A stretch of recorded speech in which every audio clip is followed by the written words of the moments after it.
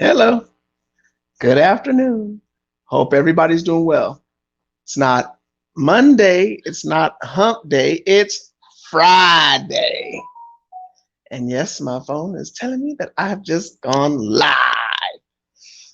All right. Enough of the funnies. Um, my last week unfortunates. This is the first time it's ever happened, by the way. So I've never had it to where all the teams, I believe, won. Okay, Bengals beat the Jets. The Bears beat the Texans. Titans beat the Raiders. The Colts beat the Chiefs. And the Falcons beat the Seahawks. I've never had it to where every single team has won. But just because every single team won does not mean that you jump off the list. Now, I will tell you two teams that jumped off the list because they were more impressive than honestly I thought. Let's start with the Bengals. They held Joe Flacco down. Wasn't expecting that. We know the Cincinnati Bengals attempted to make changes to the defense. So, and then also want to congratulate the Cincinnati Bengals because it's Friday.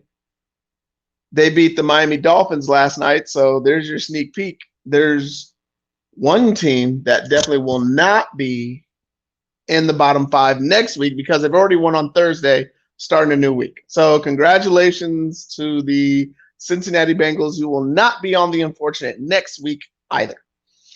The Indianapolis Colts, that was one of those teams that I said it could be on upset alert, and ended up coming true.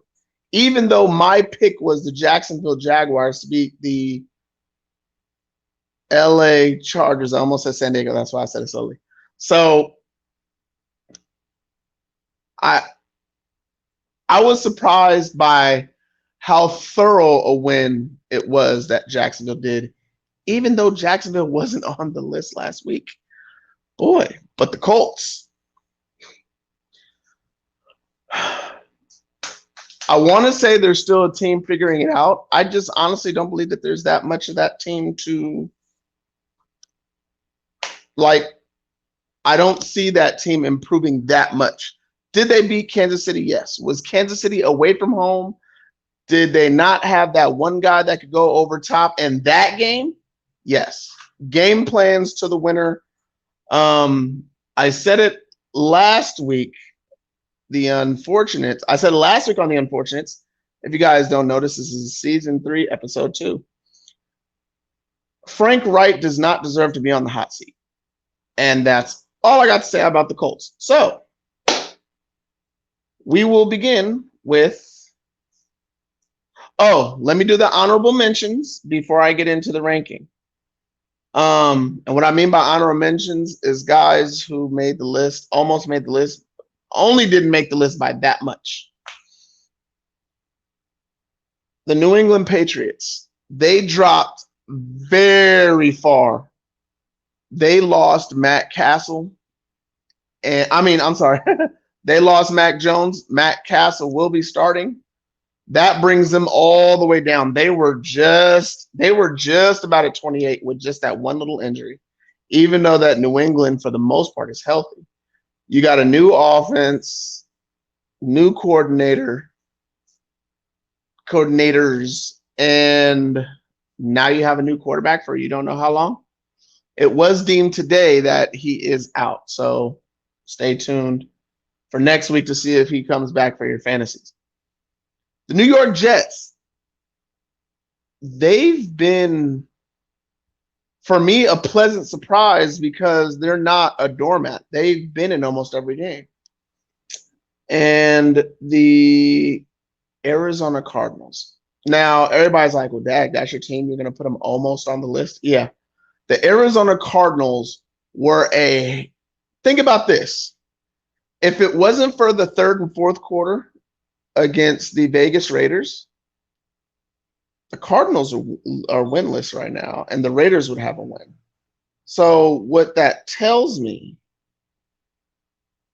is either Arizona doesn't know how to play with their best players because they just lost another one. AJ Green is now out for this Sunday. Check your fantasies, people. So if they're, trying to figure this out without their best player who comes back in week 5, by the way, and I got him on my bench waiting to come in. Can't wait. So the Cardinals, 26, 27, 25, they're in that range. Due to injury, they have an identity. The thing is that it seems like they lost so much talent from last season that they're just not the same team as they were last year. So should I start at the bottom or at the top? Let's start with the bottom. And at number 32 is your Chicago Bears. All right. And if you guys want to see the background picture, I think it's pretty cool that I got it.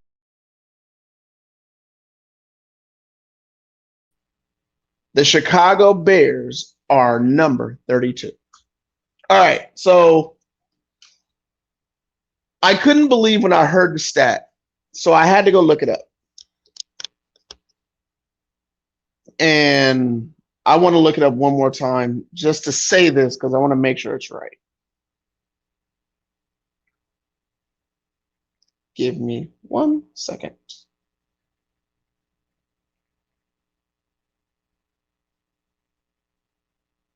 All right. So versus San Francisco, he threw for 121 yards. Versus Green Bay, he threw for 70. And versus Houston, he threw for 106. In this day and age, in a passing age, a starting quarterback for a football team is not averaging 100 yards a game. He's got 297 yards, 2 touchdowns, 4 picks. And at the same time, they didn't get him any receivers. They didn't get him a reliable tight end. He has nobody to throw to. His offensive line is terrible. And as we spoke last week about the Bears, I have a feeling they might be on this list all year long. So in the next couple of weeks, I'll be looking for that one player that we will be tracking on that team to see where they rank in the NFL. I like to do that, especially with veterans. One of my best seasons following Adrian Peterson, and then we were following Frank Gore. And now I need that one team who's going to be at the bottom of the league, who's going to be terrible, and I need to follow that one veteran, that one guy that we need to track for him. Haven't found him yet. Haven't even started looking yet because, again, we're early in the season. This is episode 2.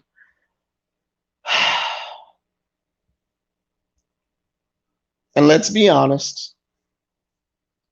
Everybody's like, well, wait, if the Chicago Bears won last week and they were number 29, how did they end up 32?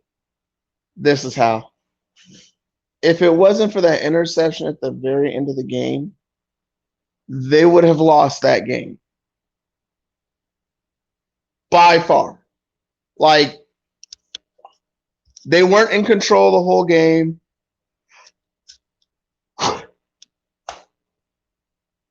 It just, the offensive line didn't play well. They were dominated up front on both sides of the football, and they just happened to win the battle of the turnovers, and they won. So I don't want to say it was luck, but that might have been the luckiest win I've ever seen in the NFL.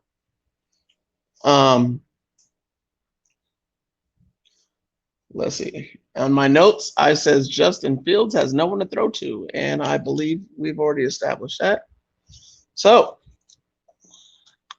let's go ahead and look at number 31.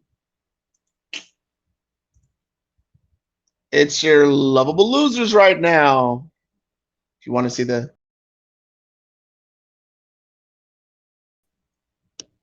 Houston Texans are number 31. Now, why are the Houston Texans number 31? They've actually been pretty impressive. Davis Mills. I mean, the only reason why you put your position in this situation, you're on the bottom of the AFC South, and I don't want to say offensively you're the least impressive because honestly you're not. The least impressive offense in that division is probably the Tennessee Titans. Um, sorry about the bubbles. And that being said, left tackle injury, Houston Texans. Um, let's just be frank.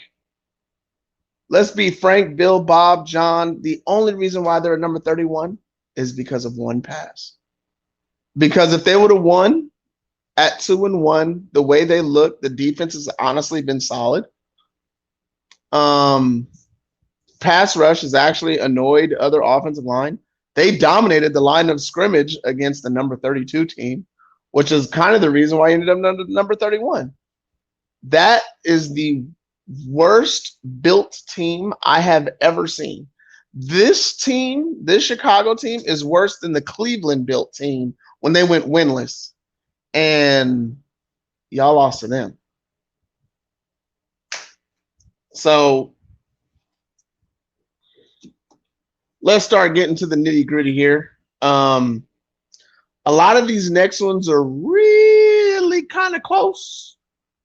Some of you guys might disagree, but I think all of you might definitely disagree with this one. If you are 0-3, and that's the only reason why I got this team that low. At number 30, I have the Vegas Raiders. Very cool. Oh, yeah. Anyway, the Vegas Raiders last week got thoroughly dominated on both sides of the football until the fourth quarter. And then they started to play a little bit above themselves. They opened up the playbook a little bit. But then again, that's where Derek Carr kind of thrives. He thrives under pressure. So they lost, I believe it was 24-22 to the Tennessee Titans.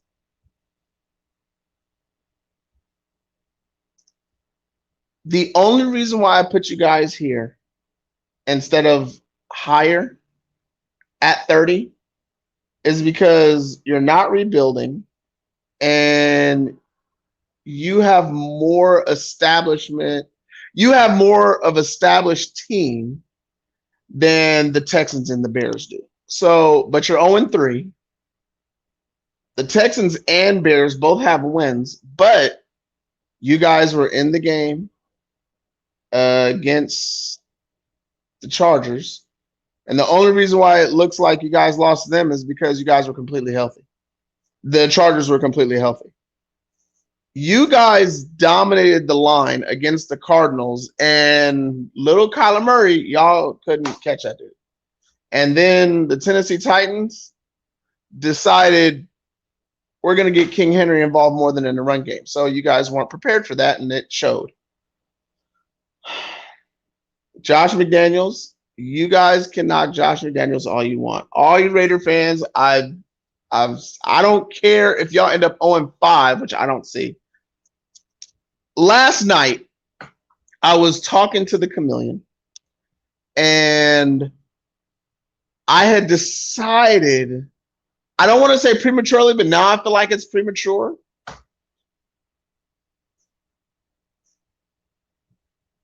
I believe, matter of fact, the Chameleon will remind me too.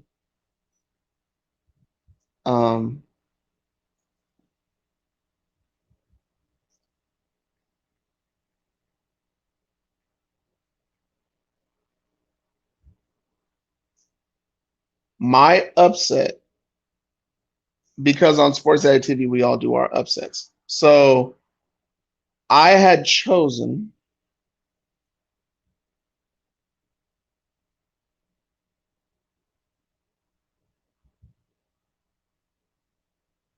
Oh goodness, look at the schedule. I honestly don't remember. Okay. I'm going to change my pick, so to speak. And the reason why I'm going to change it now is because the Denver Broncos are on upset alert. Um, oh, last night who's playing the Browns? My upset is to be the Atlanta Falcons to upset the Cleveland Browns in Atlanta. That's a quarterback. I don't know if he can go to Atlanta and play. They're not a good defense, but they do play with speed. So speed does kill in the NFL. I just have that feeling that the Falcons will upset the Browns and they're going to find a way to jump out of this week's ranking. Yes. Spoiler alert. Well, not really spoiler because you're watching the episode. The Falcons are on this list. The question is where? And if the Falcons beat the Browns, which was my original upset, they will jump off of this list. But I'm looking at this game hard. The Raiders beating the Broncos. It's possible. Why is it possible? It's in Vegas. You're 0-3. They're desperate. They're not going to be able to run the ball. But if y'all tell me y'all don't see Adams getting between 8 to 12 catches, I can't help you. His 8 to 12 catches, that's really my prediction. He's going to have 8 to 12 catches for over 120 yards and maybe one touchdown or two. I don't see them holding him down this week, especially when he's mad that they're not winning. So right now, let's make him the reason why they win their first game. I'm also going to pick the Vegas Raiders over the Denver Broncos, even though I got Denver winning this division. All right. And, oh, wait, let me go over my notes real quick. My only note, McDaniels and Carr will get this right. And on my side notes, because they were one of my teams that was going to be elected to be off to the side, but Raiders are 0-3, and they have to be thought of with no wins. Okay. And they have to be thought of with no wins. So that's why they had to be put on this list. They have no wins. And everybody thinks they're at the bottom of the league, but if you look at their numbers, they're closer to winning. I believe they're better than Detroit. I believe they're better than, obviously, the Texans and Bears. Are they better than the Falcons? Like I said, the only reason why I got them here is because they're 0-3. But I think they're better than the Falcons. So, yeah. All right.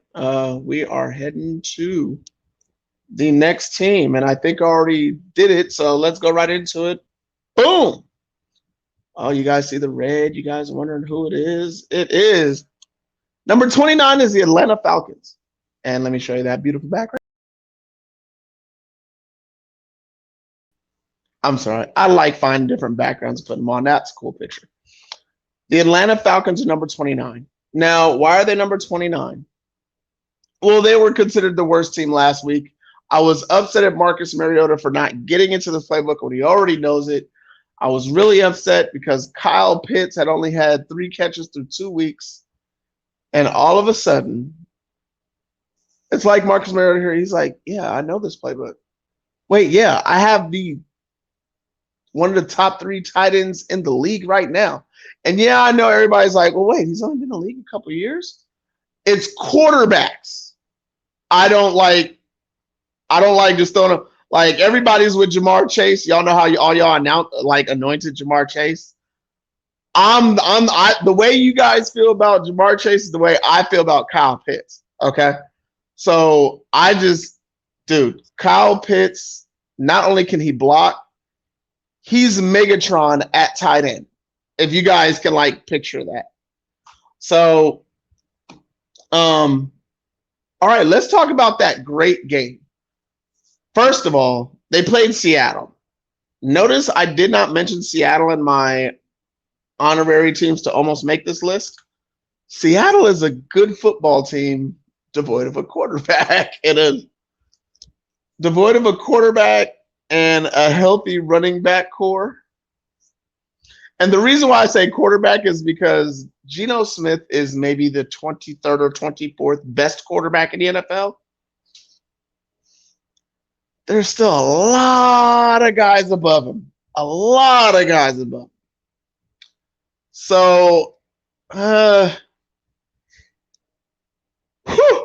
if Geno Smith wins a couple more games here, I don't ever see Seattle being on this list. And it's funny because my preseason picks, if I'm not mistaken, I had Seattle at 30. Even though I love Geno Smith, the running back room is injury prone. And then you just got a rookie running back who's now injury prone. But this particular game, DK Metcalf played well. Atlanta went to their best players often. And it worked for what Atlanta wants to do, which is ball control, control the line, get plays downfield to your tight end and wide receiver from USC. London is his last name. Check your fantasies. If he's not picked up, definitely pick him up, put him on your bench. The dude's going to be getting catches. Him, like everybody's like, you need 2 wide receivers. Not if you have 1 wide receiver and 1 great tight end. Isn't Kansas City built that way? Don't they win games? Okay. So, let's see. Do I have any notes here? After beating the Seahawks, good morning, Kyle Pitts. He is awake. I believe we touched that. And the last, oh wait, we got a comment here. Let me come here to the comment.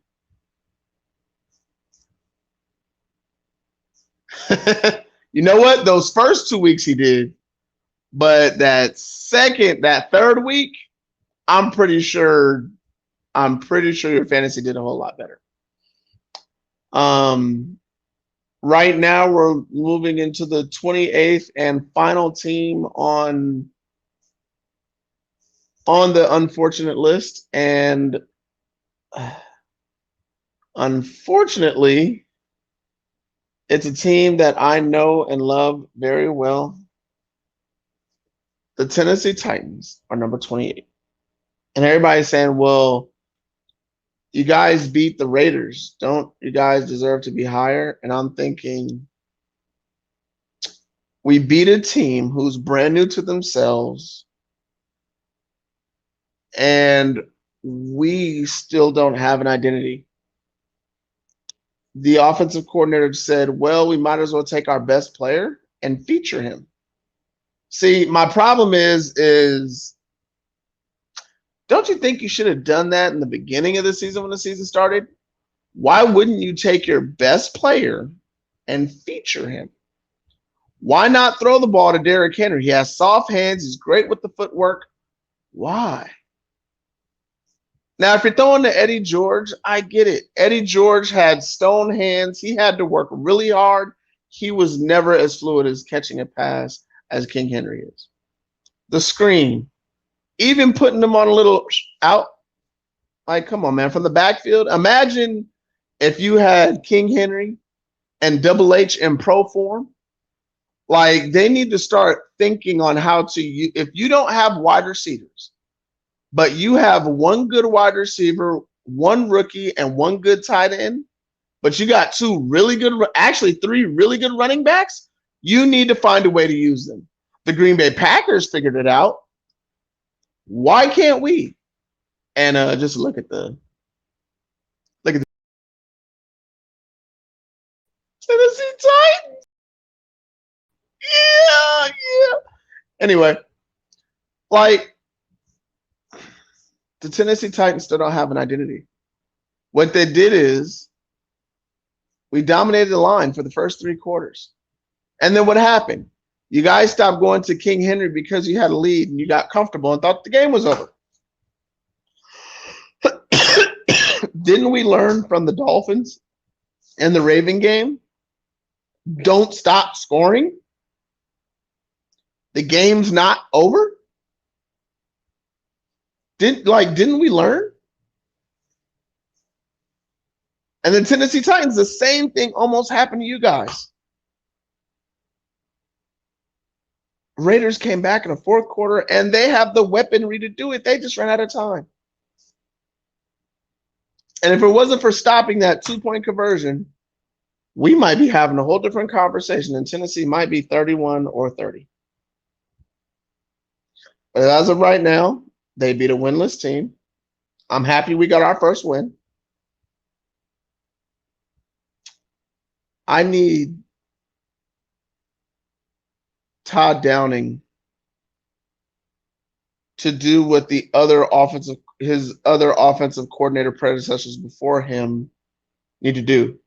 Look at the whole team, evaluate your strengths, and yes, even though Tyler Lewan is gone, and now we kind of have to move bodies, we kind of have to put you in rollout situations, Ryan Tannehill, and more play action to try and work our offensive line into gaining more rhythm. I don't see how Todd Downing figures it out. And Ryan Tannehill, congratulations for throwing more than 150 yards in this game. Please keep it up. Please change the plays at the line because you see what's going on here. Ryan Tannehill, you should be smart enough to make adjustments and get these first downs. You do understand that it's going to be run, pass, punt, and then run, pass, run, punt. So let's change this up a little bit, Ryan Tannehill. You're the team captain, right? You need to take the reins. Put the ball in the best player's hands. You have Hooper. You can control the middle of the field with King Henry, Hooper, and Double H. And yes, I said Double H because I believe he's an underrated running back that we have not used yet. And if you get in trouble, put Kyle Phillips on a quick out. Get the ball out of your hands. You know we're injured up front. Like, come on, Ryan Tannehill. You've practiced with these guys. You know what these guys are about. Let's do it. Let's see. What notes did I make about my Titans? Found a way to win, but allowing the Raiders to get back in the game. And it also scares me. The Tennessee Titans, if I'm not mistaken, are one of the teams who has allowed more than 80 points through 3 games. They're one of the 6 teams. That's not good news for me. So that being said, we are done with the unfortunates this evening. And as you guys saw, the Tennessee Titans are number 28.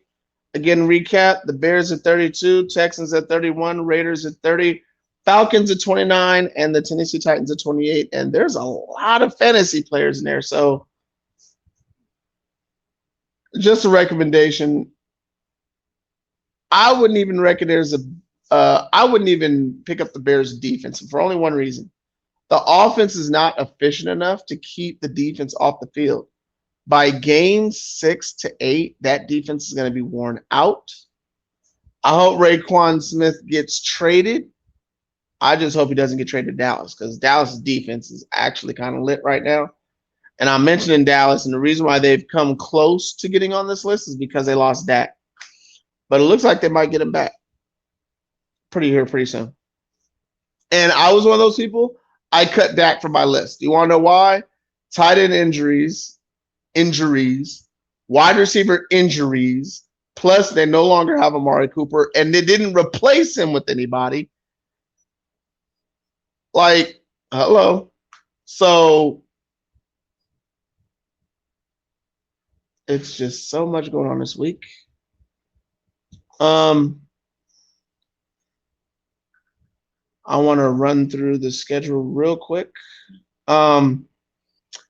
I was one of the people who did pick the Bengals to beat the Dolphins. And again, prayers up for little TT. I hope TT's all right. So I picked the Bengals over the Dolphins. I'm 1-0 so far.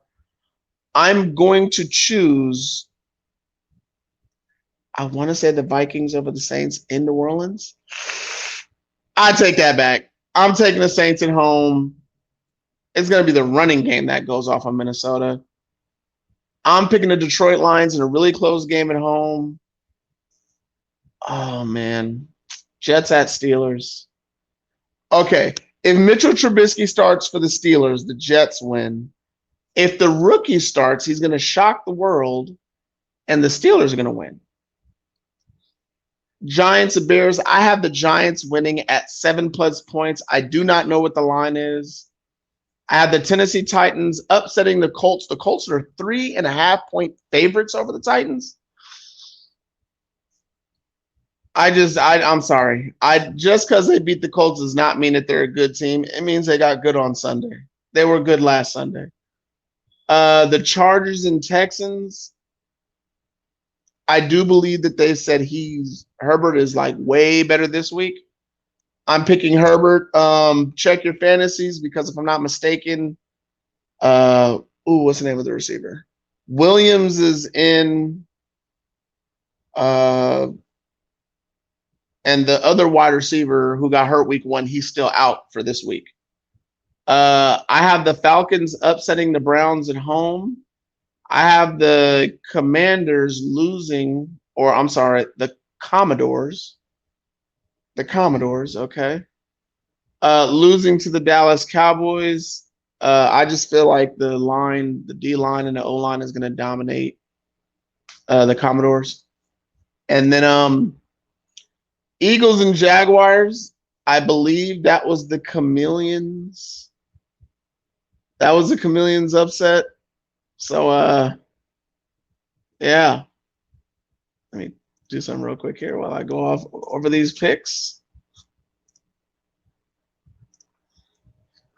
So, oh wow. So the Eagles over the Jaguars. I'm taking the Eagles over the Jaguars. That's my fantasy quarter. That's my quarter. Both of the quarterbacks are actually my fantasy quarterbacks in 2 different leagues. I still got the Eagles beating the Jaguars. I have Lamar Jackson beating the Bills. I don't care what anybody says. I have Lamar Jackson beating the Bills. I'm an Arizona Cardinals fan, but I'm also honest. I feel that the Carolina Panthers defense is ahead of the Arizona Cardinal defense. I feel like Carolina wins by 1.5 or 2. I have the Raiders upsetting the Broncos at home. The Packers should beat the Patriots by at least 18. Yeah, you heard it, 18, even though the Packers don't score more than 20 points. The Chiefs are going to beat the Buccaneers in Tampa. Tampa's defense is good. It's not that good. I think this is going to be the McCall Hardman game. I have a feeling he goes for over 100 yards in this game. And let's see. On Monday night, we got the LA Rams at 49ers. So Jimmy G spent all week with the team, taking up the first reps finally. They changed the playbook a little bit. They're probably going to go back to the old playbook. Most of the offense has not changed, which means Jimmy G will get Debo the ball. And the Rams are not 100% healthy yet. And Marcus Robinson does not fit that offense. They tried getting the ball to him. He does not fit the offense.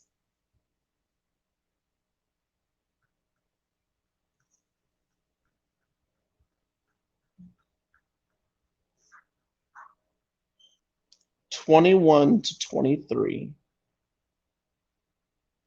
Rams by a last-second field goal. And those are my picks. I need to start doing more picks and then going back and looking at my picks so that way I could actually look and be like, okay, I said that. All right. Happy Friday, guys. Whether if you agree or disagree, hey, it's football. We're supposed to agree and disagree. All we know is there's mad love. Happy Friday. Please have a safe weekend. Enjoy football. College football. Oh, man, dude, there's some good games this week. And I'm not even going to go over that. I'm 4 minutes over schedule. You guys have a great, beautiful, and wonderful day. And I have to say, one of my favorite lines, good morning, good evening, and good night.